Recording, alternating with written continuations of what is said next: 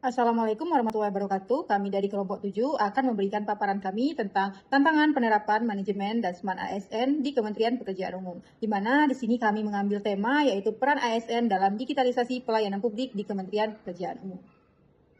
Langsung saja yang pertama yaitu identifikasi isu, di mana kelompok kami mengidentifikasi 3 isu utama, yaitu tentang adanya gap kompetensi digital ASN, di mana berkembangnya teknologi mengharuskan ASN untuk memiliki keterampilan digital agar bisa mendukung transformasi digital di pemerintahan. Tentunya tanpa kompetensi digital yang memadai, ASN tentunya akan mengalami kesulitan dalam mengolah data, menyediakan layanan publik secara efisien, dan beradaptasi dengan tuntutan era Society 5.0, yang pada akhirnya tentu akan mempengaruhi kualitas pelayanan dan efektivitas pemerintahan. Isu yang kedua yaitu adanya kesenjangan infrastruktur dan akses ASN di daerah, di mana keterbatasan ini tentunya akan menghambat penerapan kebijakan digital, serta memperburuk ketimbangan pelayanan publik dan mengurangi efisiensi administrasi.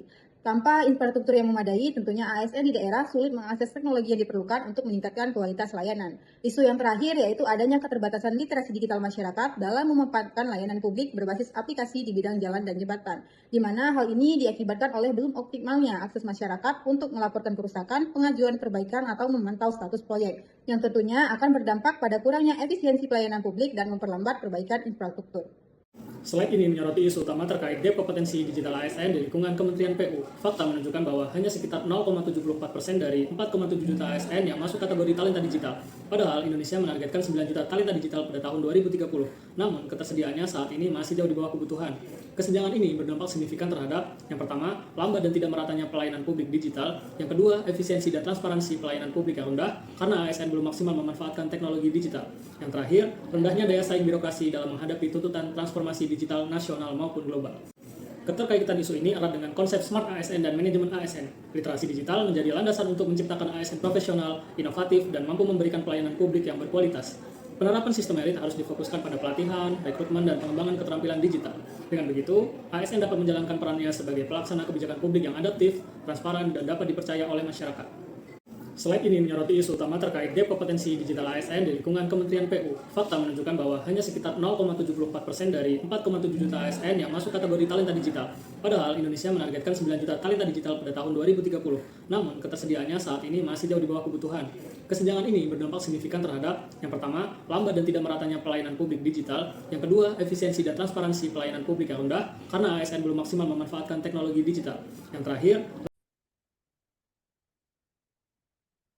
Isu selanjutnya adalah tantangan kesenjangan infrastruktur dan akses digital dalam menunjang pelayanan publik.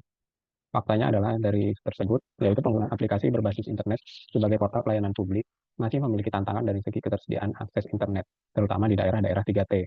Akses internet yang stabil dan cepat merupakan prasyarat penting bagi pelaksanaan e-government untuk mewujudkan uh, smart governance. Kemudian, dampak dari isu ini yaitu pelayanan publik tidak maksimal, kesulitan mengakses dan mengoperasikan sistem digital layanan publik, masih banyaknya menggunakan sistem manual, serta tidak efektif dan efisien.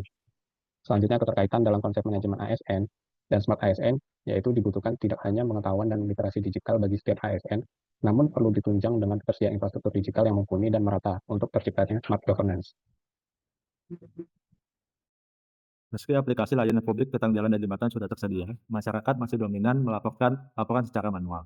Ini menunjukkan bahwa keterbatasan literasi digital dari masyarakat. Dampaknya, respon perbaikan akan lambat, data tidak terdokumentasi, dan risiko kecelakaan pun meningkat. Sebagai ASN, kita wajib memastikan bahwa layanan publik itu cepat dan mudah diakses. Dan juga sebagai smart ASN, kita harus menjadi ASN yang melek digital dan aktif mengedukasi masyarakat agar terbiasa menggunakan layanan berbasis apps.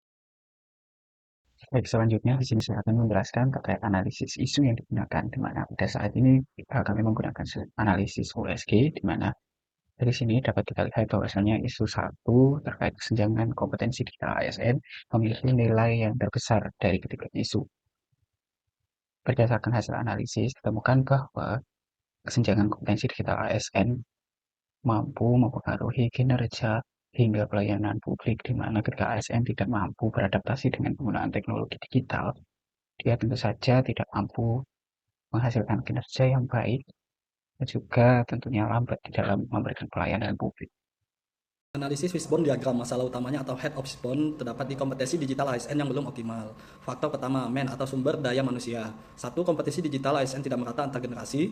2. Pegawai senior sulit beradaptasi dengan teknologi baru. 3. Kurangnya motivasi untuk belajar skill digital.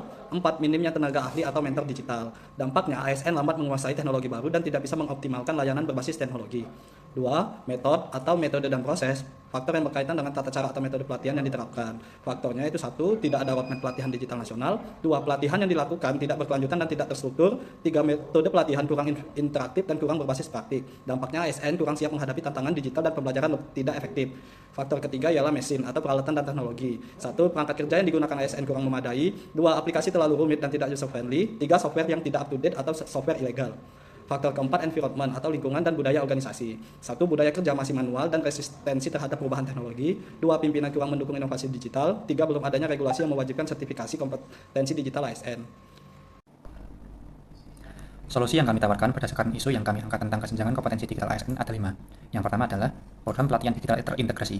Program ini bisa dilakukan dengan cara menyelenggarakan pelatihan intensif dan praktis dalam bidang digital seperti data analisis, kemudian manajemen sistem informasi, keamanan cyber, dan pelayanan publik berbasis teknologi. Lalu yang kedua ada kemitraan strategis dengan pihak eksternal. Kegiatan ini dilakukan dengan kerjasama bersama perusahaan yang bergerak di bidang digital atau teknologi untuk menyediakan modul pelatihan dan sertifikasi digital. Kemudian yang ketiga ada integrasi kompetensi digital dalam sistem manajemen ASN, mengaitkan penguasaan keterampilan digital dengan jenjang karir dan promosi jabatan. ASN yang aktif meningkatkan kompetensi digital diberikan insentif berupa percepatan kenaikan pangkat atau penghargaan kinerja. Lalu yang keempat, ada monitoring dan evaluasi kompetensi digital ASN, yaitu dengan melakukan evaluasi rutin terhadap kemampuan digital ASN melalui asesmen online dan diintegrasikan dalam sistem e-kinerja. Lalu yang terakhir yang kelima, ada penguatan regulasi dan komitmen pimpinan, yaitu dengan cara merumuskan kebijakan nasional yang mewajibkan ASN untuk memiliki sertifikasi digital tertentu sesuai jabatan dalam jangka waktu tertentu. Sekian presentasi dari kelompok kami. Terima kasih. Assalamualaikum warahmatullahi wabarakatuh.